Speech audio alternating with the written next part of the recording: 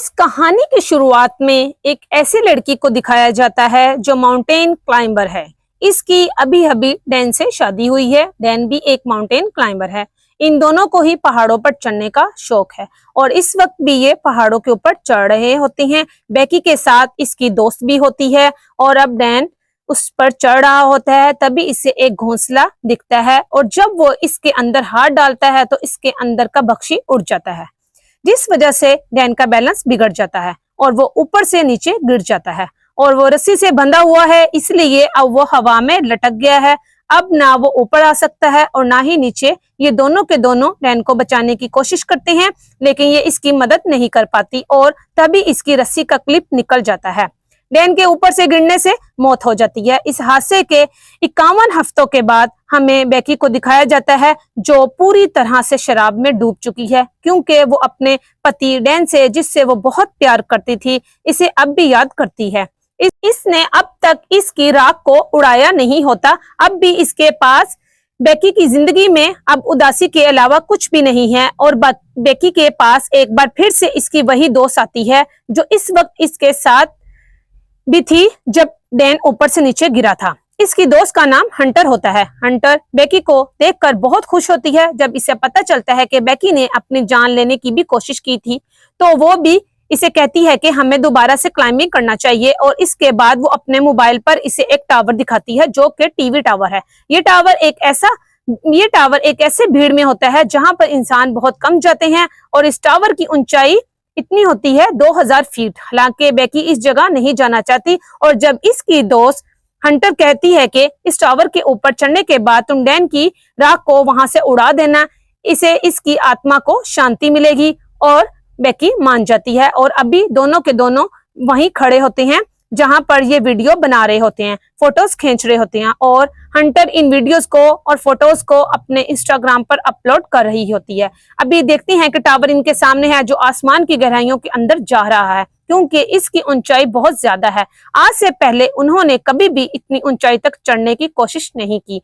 इन दोनों को डर तो लग रहा होता है, पर अब ये धीरे धीरे ऊपर चढ़ना शुरू कर देते हैं। बेकी का डर ज्यादा होता है, क्योंकि इसे पता है कि ये लोहा जिससे टावर बना है वो बहुत पुराना है। इसकी आवाज इसे लगातार आ रही होती है और धीरे धीरे वो भी हंटर के पीछे ऊपर चढ़ रही होती है। और जब भी आधे टावर तक पहुंच जाते हैं तो इन्हें एहसास होता है कि यहाँ पर हवाएं बहुत तेज हैं। ये हाइट इतनी होती है जितनी आईफल टावर की है, यानी लगभग पूरे 1000 फीट। अभी लगातार ऊपर चढ़ना शुरू कर देते हैं और जब ये लोग नीचे देखती हैं तो इसे डर लगना शुरू हो जाता है, क्योंकि इसने पिछले 1 साल से क्लाइंबिंग नहीं की। लगातार ऊपर चढ़ते हुए अभी टॉप तक पहुंचने वाले होते हैं, तभी बेकी सीढ़ी पर पैर रखती है और वहां से एक स्क्रू गिर जाता है, जिसके बारे में इन्हें पता नहीं चलता। अभी दोनों के दोनों 2000 फीट यानी कि टावर के ऊपर तक पहुंच चुके हैं, यानी जहां से इन्हें दुनिया बहुत अलग दिख रही होती है। इतनी हाइट पर चढ़ने के बाद, एक टारगेट को अचीव करने के बाद अब बेकी को भी अच्छा लग रहा होता है। ये दोनों के दोनों यहाँ पर एंजॉय करते हैं, बहुत सारी फोटोज क्लिक करते हैं। साथ ही हंटर, जो ड्रोन कैमरा अपने साथ यहाँ पर लाई होती है, इसे वो अपनी वीडियोस भी बनाती है ताकि इंस्टाग्राम पर अपलोड कर सके। ये दोनों के दोनों बहुत खुश हैं। ये इतनी एक्साइटेड होती हैं कि वो एक टांग से लटक जाती है और बेकी को इसकी फोटोज क्लिक करने को कहती है। इसके बाद वो बेकी को भी ऐसा करने को कहती है। बेकी भी इसके कहने पर ऐसा करती है और अभी दोनों के दोनों बहुत खुश हैं। इसके बाद भी डैन की राख को वो यहाँ से हवा में उड़ा देती है, जिसने इसे तसल्ली मिलती है। ये दोनों के दोनों बहुत इमोशनल हो जाते हैं, लेकिन बेकी फाइनली डैन को अलविदा कह चुकी है, यानी कि अब इसकी जिंदगी की एक फिर से शुरुआत हो गई है। अब ये दोनों के दोनों अपना सामान पैक करके नीचे जाने की तैयारी करती हैं। सबसे पहले बेकी नीचे उतरती है, फिर तभी वो स्क्रू जो कि निकल गया था इस जगह से लैडर टूट जाती है। बेकी हवा में लटक जाती है, पर रस्सी की वजह से वो जमीन पर नहीं गिरती, जिसके बाद हंटर इसे वापस ऊपर खींच लेती है। लेकिन बेकी के पास जो बैग था, जिसके अंदर इनके खाने पीने की चीजें थी, वो नीचे डिश पर अटक जाता है, जहां तक पहुंचना लगभग पूरी तरह से नामुमकिन है। ये अपने मोबाइल को भी चेक करती हैं, लेकिन यहाँ पर इतनी ऊंचाई पर कवरेज नहीं होता, यानी कि ये दोनों के दोनों तकरीबन 1000 फीट की ऊंचाई पर फंस चुके हैं। यहाँ दूर दूर तक कोई भी नहीं होता। अगर कोई हवा हुआ भी तो इतनी ऊंचाई से इनकी आवाज नहीं सुन सकता। ये टार के ऊपर एक बॉक्स होता है, जिसके अंदर एक फ्लेयर गन और एक दूरबीन होती है, और इनमें फ्लेयर गन का इस्तेमाल करने का कोई भी मतलब नहीं है, क्योंकि फ्लेयर गन को की वजह से नहीं टूटा। और कुछ ही देर बाद ये ऊपर दूरबीन से देखते हैं, जहां इन्हें नीचे एक आदमी दिखता है जो फोन पर बात कर रहा होता है। इसके साथ इसका डॉग भी होता है और वो इन्हें इतनी ऊपर ना देख सकता और ना ही इतने ऊपर से इनकी आवाज को सुन सकता था। यहाँ पर वो अपने फोन में बहुत ज्यादा मगन होता है। इसे अपनी प्रेजेंस का एहसास दिलाने के लिए ये ऊपर से एक और शू को फेंकती हैं। हालांकि शू तो देख लेता है, लेकिन इसे ऐसा लगता है कि ये पहले से यहाँ पर था और वो शूज को उस आदमी तक पहुंचाने की कोशिश करती हैं, लेकिन वो शूज उस आदमी के आने से पहले ही वहां पर गिर जाता है। और जब वो आदमी आता है तो वो समझता है कि ये शूज पहले से ही यहाँ पर मौजूद है और वो वापस अपने डॉग को लेकर चला जाता है। एक बार फिर वो शूज को फेंकने की कोशिश करती हैं, सोच लेती हैं कि इस बार भी हमारी कोई मदद करने के लिए नहीं आ सकता और मायूस होकर बैठ जाती हैं।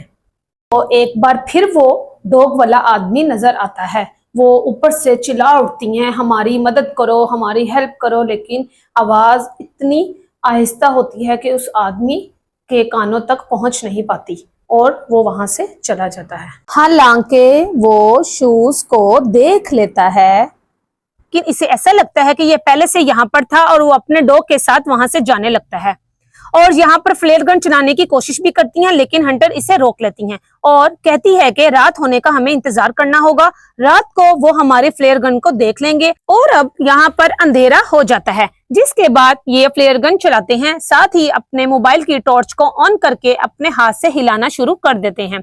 इनके सामने जो गाड़ी खड़ी होती है जिसमें लोग कैंपिंग कर रहे होते हैं वो इन्हें देख लेते हैं, लेकिन वो इनकी मदद करने के लिए नहीं आते, बल्कि इनकी गाड़ी को चुराकर यहाँ से निकल जाते हैं, जिससे दोनों की दोनों हैरान हो जाती हैं। जैसे जैसे रात होती है इन्हें नींद आना शुरू हो जाती है, ये वहां पर सो जाते हैं, लेकिन जगह बहुत कम है। हंटर ऊपर से गिरने वाली होती है कि बेकी इसे पकड़ लेती है। तभी वो देखती है कि इसके पैर पर एक टैटू बना है जिस पर लिखा होता है 143। ये देखकर वो हैरान हो जाती है, क्योंकि इसका हस्बैंड डैन इसे हमेशा कोड वर्ड में आई लव यू कहता था, यानी कि 143।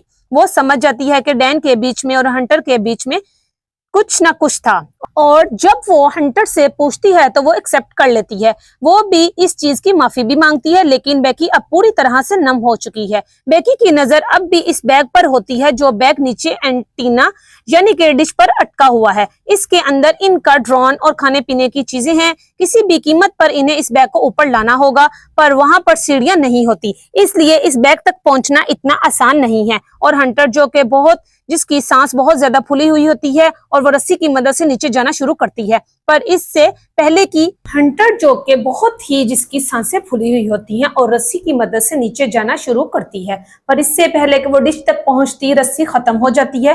हंटर जंप लगाकर डिश तक पहुंच जाती है। अब इसके पास बैग है, लेकिन रस्सी इससे दूर होती है। वो सेल्फी स्टिक की मदद से बैग को रस्सी में अटकाती है और इसके बाद खुद भी जंप मारकर रस्सी को पकड़ लेती है। और रस्सी से ऊपर चढ़ना इतना आसान नहीं है, क्योंकि इसमें बहुत ताकत लगती है और अब भी इसकी बॉडी डिश के ऊपर होती है। दरअसल बेकी सिर्फ यहाँ पर हेल्सिनेट कर रही होती है और अभी से समझ आ रही होती है कि सच्चाई क्या है।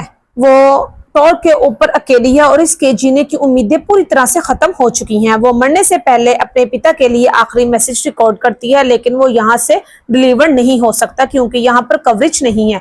वो वहीं पर सो जाती है और सुबह जब इसकी नींद खुलती है तो वो देखती है कि वहां पर एक वॉल्चर इसके घाव को खा रहा है। इसे पकड़कर वो मार देती है कि अब वो नीचे रस्सी के सहारे जाएगी, जहां पर इसकी दोस्त हंटर की बॉडी है। बड़ी मुश्किल से वो रस्सी से नीचे उतरती है और हंटर की बॉडी तक यानी कि डिश तक पहुंच जाती है, जिसके बाद वो हंटर के शू के अंदर अपने मोबाइल को रखती है और इसे हंटर की बॉडी के साथ फिक्स कर देती है और वो हंटर को सॉरी कहती है और इसके बाद वो हंटर की बॉडी फेंक देती है ताकि सेलफोन डिस्ट्रॉय ना हो। दरअसल पिछली बार जब उन्होंने शू के साथ सेलफोन को नीचे फेंका था तो वो डिस्ट्रॉय हो गया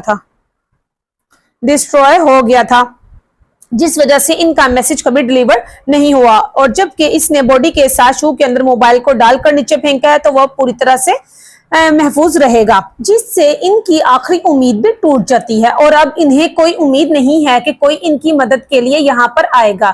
बेकी की हालत बहुत ज्यादा खराब हो चुकी है। वो हंटर से कहती है कि तुम मुझे अपना, और बेकी के डैड यहाँ पर आते हैं। वो देखते हैं कि टॉर के पास आसपास बहुत भीड़ है और वहां पर बेकी की डेड बॉडी है जिसे पुलिस ले जा रही होती है। वो देखकर पूरी तरह से टूट जाते हैं क्योंकि वो अपनी बेटी से बहुत प्यार करते हैं। पर तभी वो देखते हैं कि पीछे बेकी खड़ी है जो पूरी तरह से ठीक है। इसके साथ डॉक्टर्स भी होते हैं। वो बेकी को अपने गले से लगा लेते हैं और इस तरह से बेकी की जान बच जाती है। और मेरी ये फिल्म फॉल की कहानी कैसी लगी है आपको? अगर अच्छी लगी है तो कमेंट में जरूर बताइएगा। शुक्रिया।